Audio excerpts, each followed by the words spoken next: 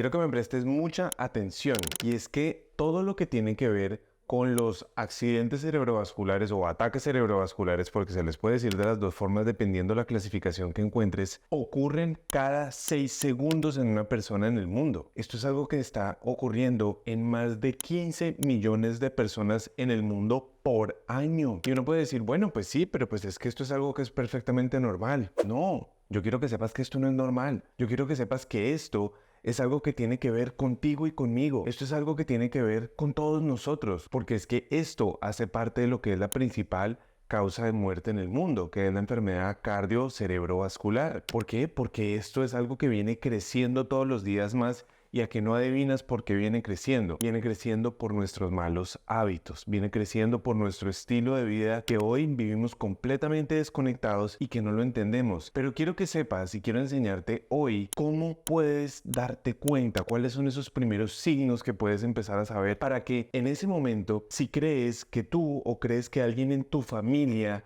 puede estar teniendo un ACV o un ataque cerebrovascular, corras a la clínica. Porque en este caso cada segundo cuenta, cada minuto, cada acción que hagamos para poderle salvar la vida a esa persona y evitar, si logramos salvar la vida, evitar las secuelas que pueden ser nefastas.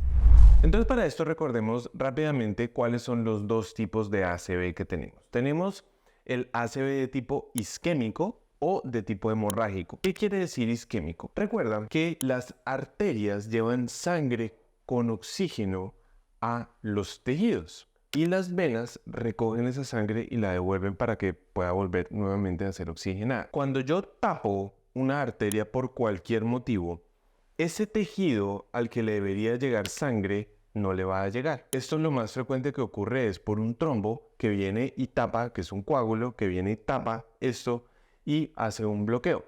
A ese tejido se le llama que tiene una isquemia, por eso se llama un ACV isquémico. Y eso es obviamente una urgencia, eso es exactamente lo mismo que ocurre en el infarto. En el infarto a veces la gente piensa que es que a uno se le explota el corazón o que se para. No, lo que ocurre en los infartos es justamente hay un área donde una arteria se tapa y hay un pedazo que queda isquémico, es decir, ese pedazo se infarta.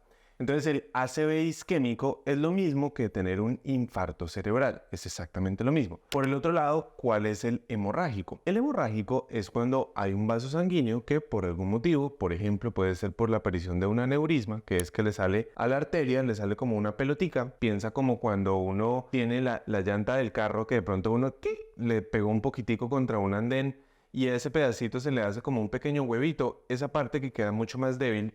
Eso mismo puede aparecer a veces en las arterias y eso se llama un aneurisma. Esos aneurismas fácilmente se rompen. Piensa lo mismo en la llanta del carro. La llanta del carro, ese pedazo es mucho más propenso a romperse. ¿Por qué? Porque las paredes ahí van a estar mucho más delgadas. Cuando yo tengo un rompimiento de esto, ¿qué va a ocurrir? Va a salir contenido que está dentro de la arteria y se va a derramar completamente dentro de ese tejido que yo tengo ahí dentro de mi cerebro y va a estar metido en un pedazo donde no debería estar. Entonces eso puede crear diferentes cosas. Usualmente lo que genera es síntomas por compresión, porque en el cerebro el líquido cefalorraquídeo es un poquitico de lo que está ahí adentro, pero cuando sangra empieza a ocupar un gran volumen y eso va a generar compresión y los síntomas van a estar acordes al nivel de compresión, si es una compresión pequeña y solamente me da síntomas ahí, o si la compresión es muy grande y alcanza a empujar el cerebro hacia abajo,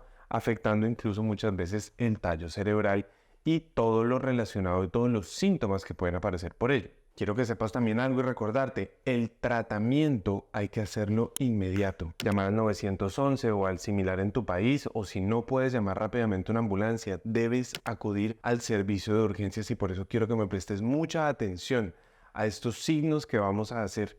En este caso no vamos a hablar sobre todo lo que podemos hacer para la prevención, que va a ser muy importante y con seguridad lo haremos en algún video próximamente, pero en este caso te quiero hablar de esos signos para los cuales tú tienes que estar muy alerta y acudir inmediatamente a un servicio de urgencia. Pero obviamente, si tú quieres prevenirlo, lo más fácil siempre será alejarte del cigarrillo. Acuérdate que el cigarrillo, la principal complicación no son los problemas pulmonares, son los infartos en cualquier parte del cuerpo, es decir, las afectaciones que genera a nivel arterial. Todo lo que hemos hablado, y puedes consultar toda la información que tenemos sobre cómo alimentarse de manera adecuada, cómo tener una dieta antiinflamatoria, cómo reducir la cantidad de radicales libres y toda la forma para traer un buen equilibrio de radicales libres, comer buena proteína, buena fibra, buenas grasas saludables, bajo en azúcar, bajo en alcohol, hacer ejercicio, dormir, alejarse del estrés, o sea, todas las cosas que hoy suman para que la enfermedad cardiovascular siga creciendo cada día más. Entonces empecemos con los signos que vamos a observar. El signo número 1 es que puede haber un entumecimiento o una desviación o una alteración inmediatamente o una debilidad repentina en la cara, en el cuello o en un lado completamente del cuerpo. Esto es algo que lo vemos con mucha frecuencia y es que inmediatamente hay una pérdida de la fuerza o una pérdida, una alteración severa en la sensibilidad en todo un lado del cuerpo o inmediatamente que haya una debilidad abrupta, aguda o una desviación muy fuerte de algún lado de la cara. Número 2 es una confusión repentina o una dificultad para la articulación del lenguaje o una dificultad para encontrar las palabras o seguir completamente lo que estaba hablando o una desubicación de un momento a otro, decir, ¿yo dónde estoy? Una pérdida súbita de la conciencia, una pérdida súbita de la memoria, una pérdida súbita de la percepción del ser. Número 3 es la pérdida súbita de la visión en un solo ojo, en ambos ojos o incluso puede aparecer de forma súbita en un plano solamente de la visión. Tú puedes decir, ¿cómo así en un plano? De manera súbita, si yo estoy viendo bien y de manera súbita solamente estoy viendo aquí en el centro, pero aquí a los lados no veo absolutamente nada, eso puede ser un signo. O lo contrario, yo puedo no ver nada aquí en el centro y sí ver en la periferia. O incluso puedo terminar viendo solamente de la mitad para arriba y de la mitad para abajo 2 o viceversa. Y uno puede decir, ¿en serio? Claro que eso puede suceder. Y esas son cosas a las que tenemos que estar siempre muy atentos. De nuevo, recuerda, esto aparece de manera súbita en estos pacientes. Número 4 es la dificultad súbita para caminar, para sostenerse de pie, para mantener el equilibrio o la coordinación. Coordinación de cosas completamente normales, como si de pronto yo estoy comiendo o estoy haciendo alguna labor y de pronto pierdo completo y digo, pero ¿a mí qué me está pasando? La dificultad para mantenerme de pie, la dificultad para caminar, de manera súbita ir caminando y de pronto de un momento a otro, uy, eso inmediatamente me tiene que me hacer sospechar y debo correr y debo acudir rápidamente al servicio de urgencias. El número 5 es bien frecuente y es el dolor de cabeza súbito y extremadamente intenso acompañado de náuseas y o vómito, pero recuerda, es un dolor de cabeza súbito y extremadamente intenso. A muchas personas les puede dar dolor de cabeza súbito. Hay un tipo de cefalea, por ejemplo, que se llama la cefalea en racimo, que si no has visto nuestro video sobre las cefaleas te lo dejo aquí. En la cefalea en racimo muchas veces aparece un dolor de cabeza súbito que casi siempre empieza aquí en el ojo y empieza a ascender así. Pero es un dolor de cabeza que puede ser intenso, pero de nuevo vuelvo y te digo, del que te estoy hablando es un dolor de cabeza excesivamente intenso. Y préstame atención a esto. Una de las formas en que puede sangrar es cuando hay dolor de cabeza que está asociado de manera súbita, que está asociado a la actividad física. Incluso hay reportes donde personas que están teniendo actividad sexual, durante la actividad sexual empiezan y tienen estos síntomas que se relacionan con dolor de cabeza, aparición intensa, muy intensa y súbita durante algún tipo de actividad física. Pero ¿cuáles son esos que son un poco más atípicos? Lo mismo, cambios súbitos en la personalidad o cambios súbitos en la percepción del ser o cambios súbitos en la percepción del yo.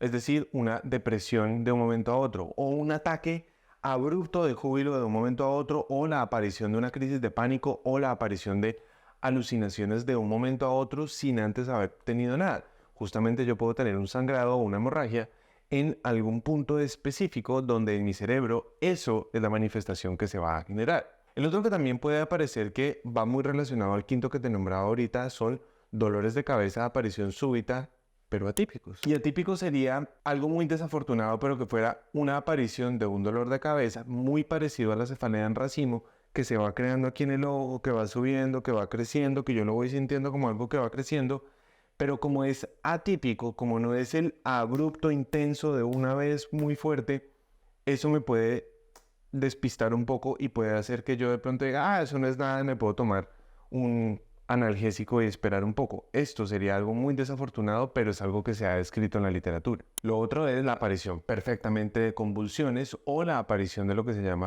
una ausencia. Y es como se clasifican en los tipos de epilepsia, que hay epilepsias que son en movimiento, como las que tenemos siempre en la cabeza, o hay otras que son las de tipo ausencia. Y es una persona que de manera súbita o convulsione, porque genera este tipo de afectación, o de manera súbita, ¡puc!, queden completamente idos y perdidos y uno, oye, oye, oye, que sí, eso es algo que a mí me tiene que hacer pensar. Claro, puede ser la primera vez que está teniendo un tipo de manifestación de esto epiléptica, por supuesto, pero no siempre debo pensar que es completamente normal y que no voy a hacer nada, sino siempre debo estar atento. Antes de terminar, quiero decirte cuáles son esos falsos mitos que desafortunadamente seguimos creyendo de los ataques cerebrovasculares. El número uno es que esto solamente ocurre en personas mayores y desafortunadamente hoy en Estados Unidos se documentan más de 40,000 casos en niños menores de 13 años por año.